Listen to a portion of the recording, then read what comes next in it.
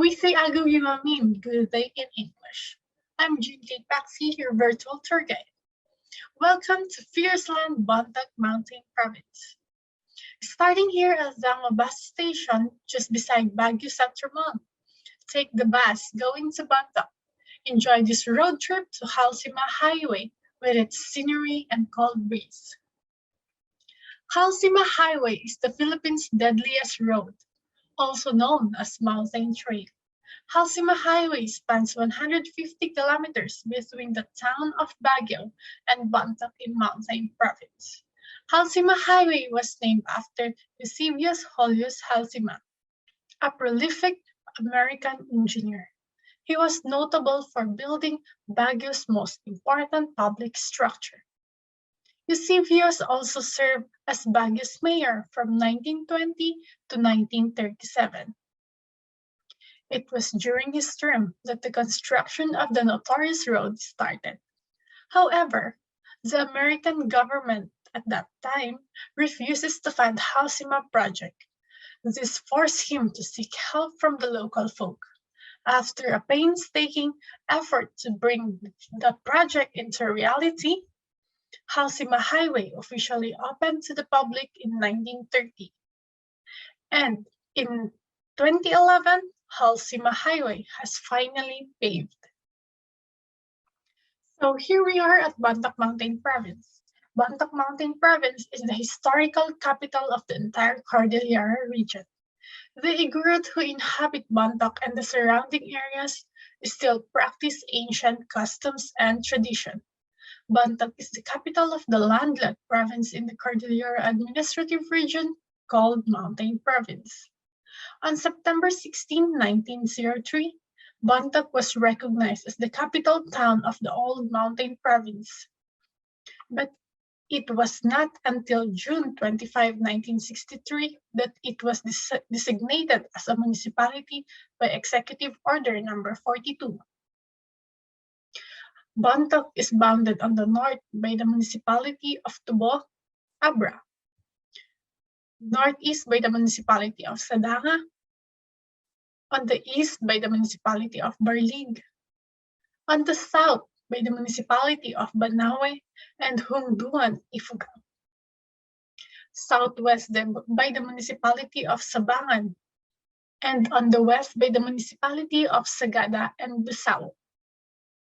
Bontoc is an urban area that is comprised with 16 barangays, namely Alab Proper, Alab Orient, Balili, Bayo, Bontoc Ili, Canio, Kalutit, Dalikan, Gunogon, Ginaang, Mainit, Maligkong, Poblasyon, Samuki, Talubing, and Tukukan. According to the latest survey conducted, Bontoc has a total population of 24,718.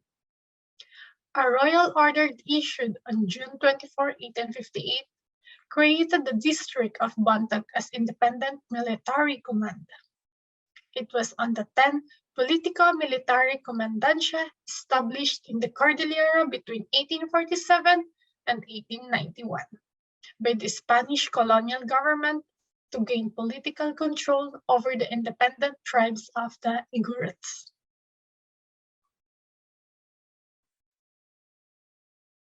Bontoc tribe's main livelihood is agriculture. Bontoc is the center of trade and commerce, business, and education of the province, since it hosts banks, government offices, commercial business establishments, and higher learning institutes. Also, in this municipality, it is where you can find transportation going to the neighboring provinces, like visiting the Banawe rice terraces in Ifugao and the famous caves in Sagada. So everyone, are you ready? Let's start our walking tour here in the oldest mountain hotel. Some say it was built 60 years ago. Just beside it, you can find the municipality capital, which was formally opened to the public on September 12, 2018. If you continue walking, At the intersection, you can see the landmark of the plaza and the provincial capital. It is this big tree.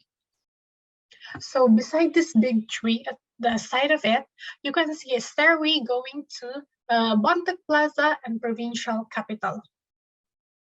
Bontoc Plaza. So this is also known as Rizal Memorial Plaza. This plaza is found at the heart of the capital town.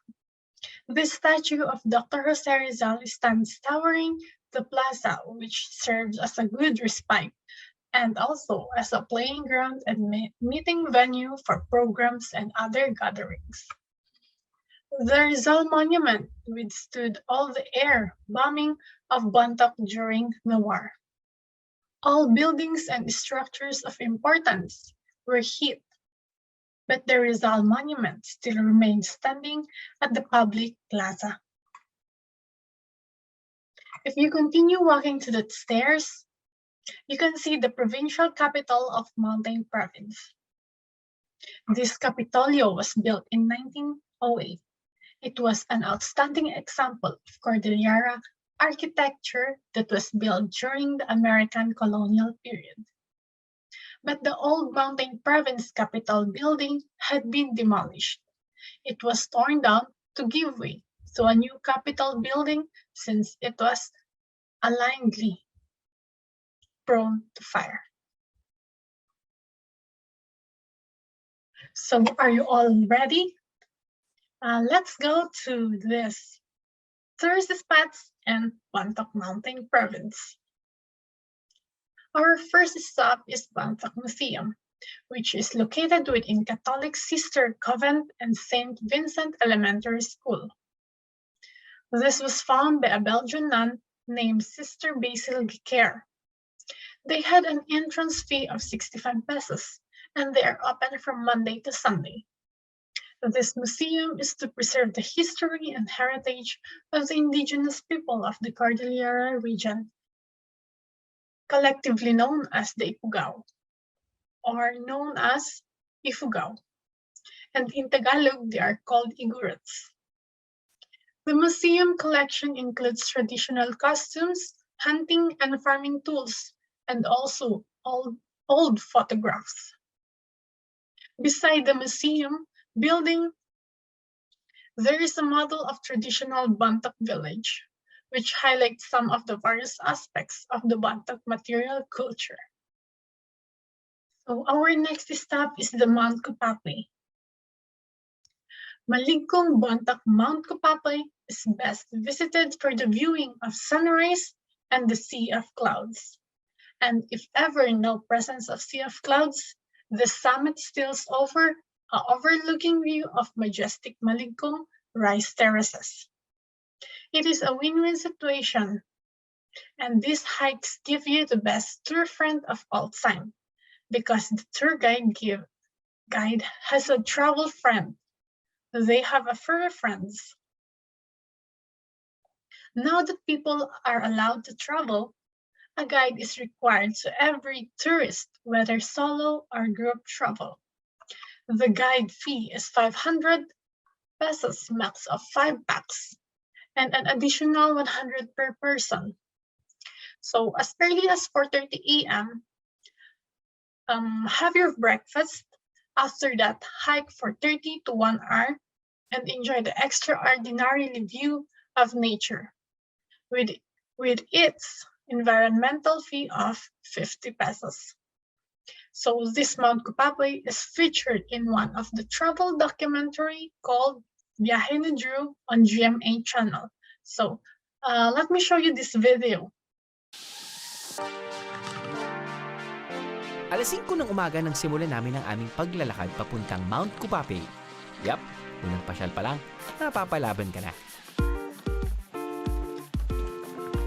Hindi ka pa masyadong nakakabuelo, akyatan agad ang labanan.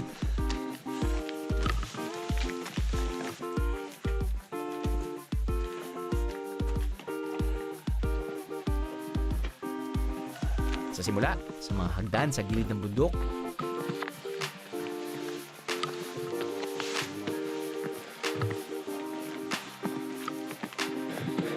tapos sa makikitid na trail.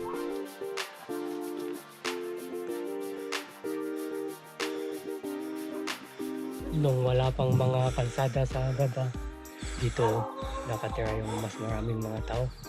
Pero nung 80s may kalsada na sa baba. Doon na Dapat sila. na sila.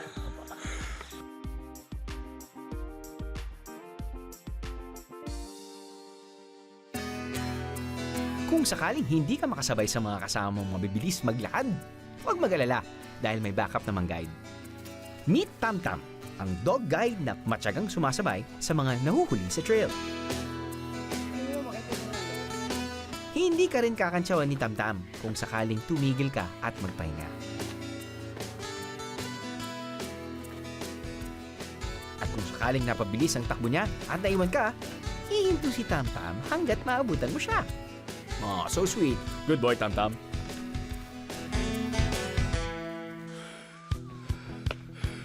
Mga bundok may. Kaya yung kalabaw, naglalaban-laban sila.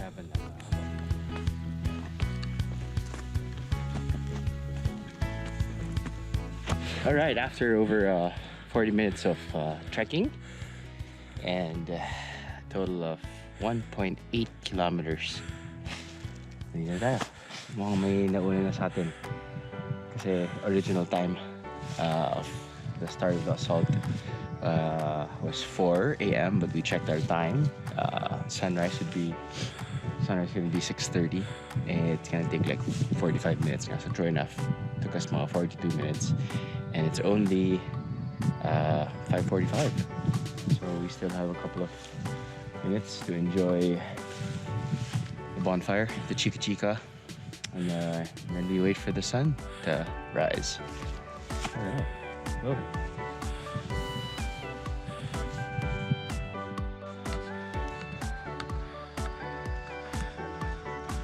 Morning.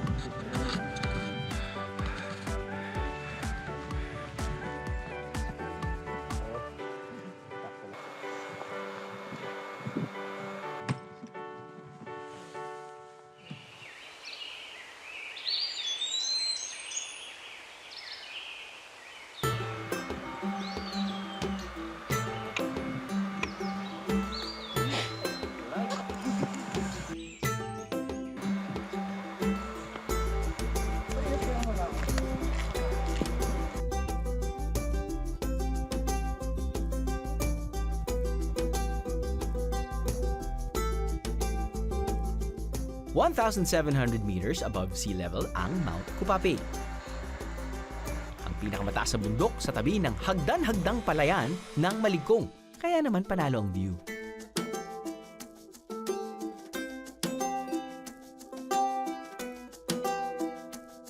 Makikita mo talaga yung texture ng mismong photograph kapag kukuha kayo ng picture. Napakaganda dahil the sun is rising here, tapos nakikita mo unti-unti nag-unravel yung rice terraces, which is so beautiful. Anyway, speaking of, tinawag tong Mount Kupapi in English, butterfly.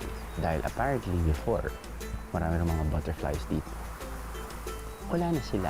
So, ang sinasabi lang nila na butterfly yung itsura ng mga rice terraces.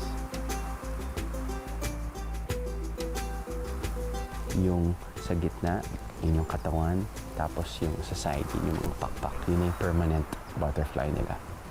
Siyempre, yung main highlight talaga yung pag-rise ng sun dito, di ba? Siyempre, na dyan, na-highlight yung rice terraces. But, look at that. The sea of clouds. Yabang natin, sea of clouds. Ang ganda. So, this is what will reward you kapag pumunta kayo dito sa Maligkong Bontoc. We're not alone. I think we have people from Germany, I think, from the US. Isipin mo sa mga Pilipino, hindi pa ganun kasikat to. Tapos nun yung mga foreigners, sila pa yung nauna. Di pwedeng ganun. Dapat tayo nauna. Dahil bansa natin to, chong.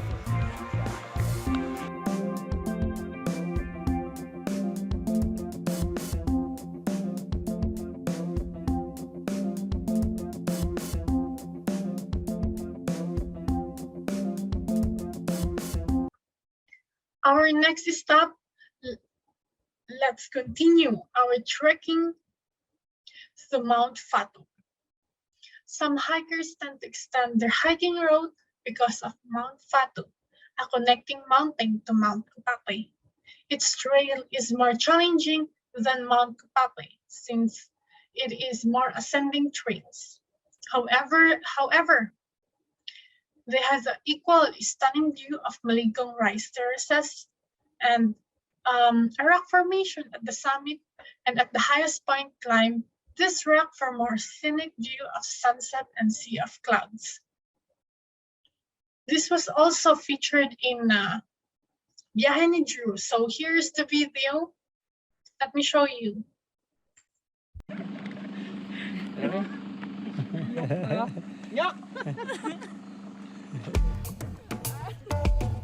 Yero, gym muna tayo sa ating last gimmick dito sa Maligkong.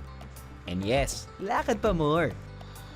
At para siguradong maabutan namin ang paglubog ng araw, nagsimula kaming maglakad 1 oras bago ang sunset. Brace yourself mga biyahero dahil assault o pataas agad ang daan paakyat sa Mount Fatu. At mula sa maluwag na daan, nagiging makipot na ang trail habang papalapit sa summit. After a 25 to 30 minute hike, nandito tayo ngayon sa summit ng Mount Fatu. We are 1,438 meters above sea level. But apparently yun talaga yung summit, so pumunta tayo doon. But dito pa lang, ganda na ng view eh. So, ang hinahabol talaga ng mga tao dito, bilang turista, kapag mag-hike sila dito, ay ang magandang sunset. Doon. Punta tayo doon. Hanapin natin yung araw. Na kung mapapansin nyo sa mga videos namin sa Bontoc, parating climb, parating hike, parating assault. Yun yung kailangan nyo ma-expect kapag bibisita kayo dito. Because lahat ng pagod nyo will be rewarded. Mount Fatu. Ooh, hey, you have to go up here. Dito po. Dito po. Bakit? Ooh, yun. Kailangan yata tayong mag Fatu pick. Bro, sino una aakyat? Ready? Go! Fatu pick. Fatu pick. Ah! Ikaw na muna.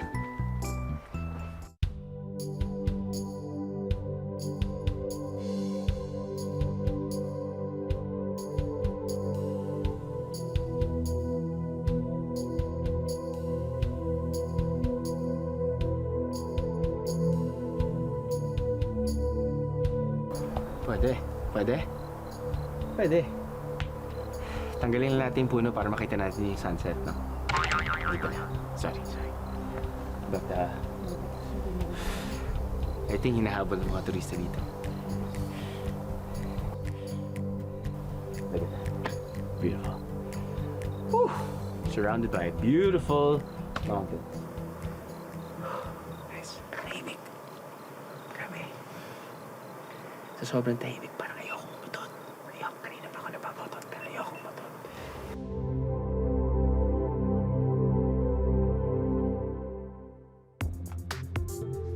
Pero may mas maganda pa palang pwesto para sa sunset.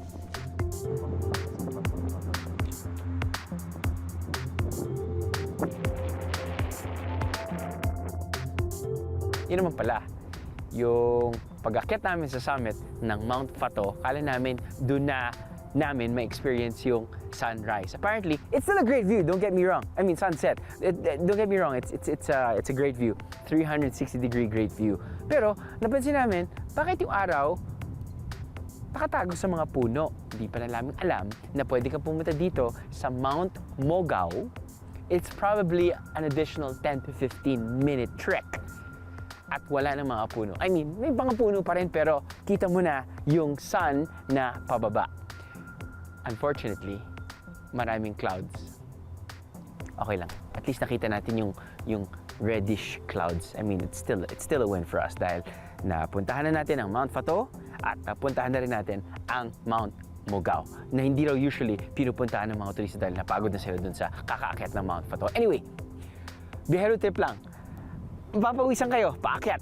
Sigurado yan, dahil medyo it's a climb, okay? Pero magdala ng makapal na damit kasi siguradong matagal ang picture taking nyo sa taas. Picture taking tayo.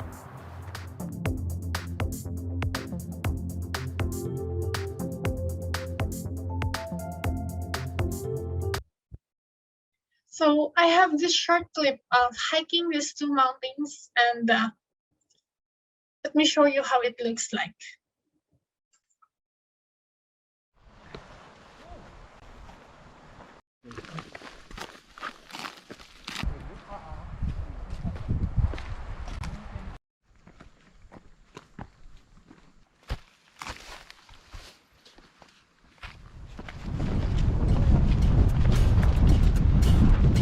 Tara route!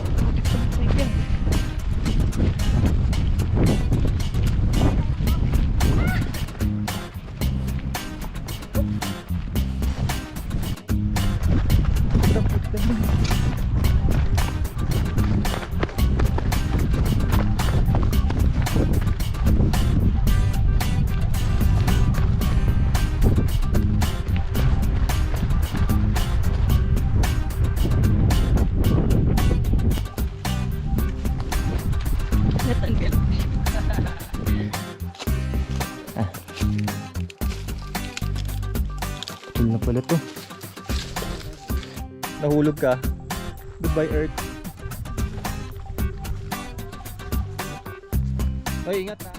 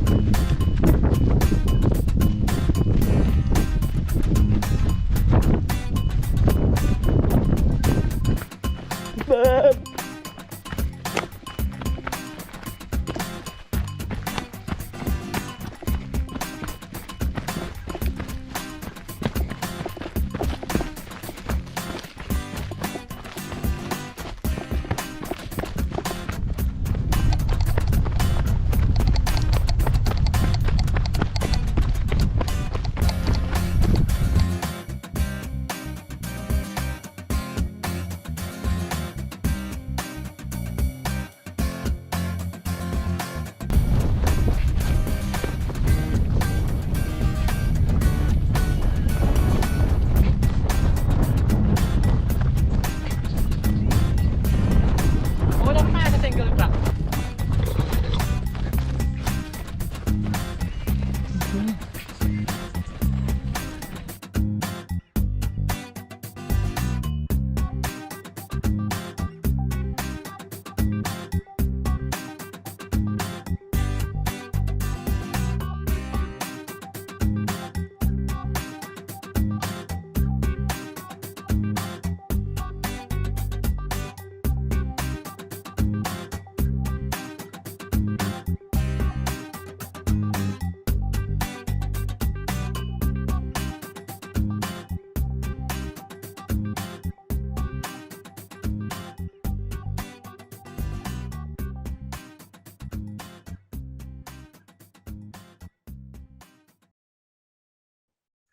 When it comes to delicacies, I grew up enjoy pinikpikan and most people know about it.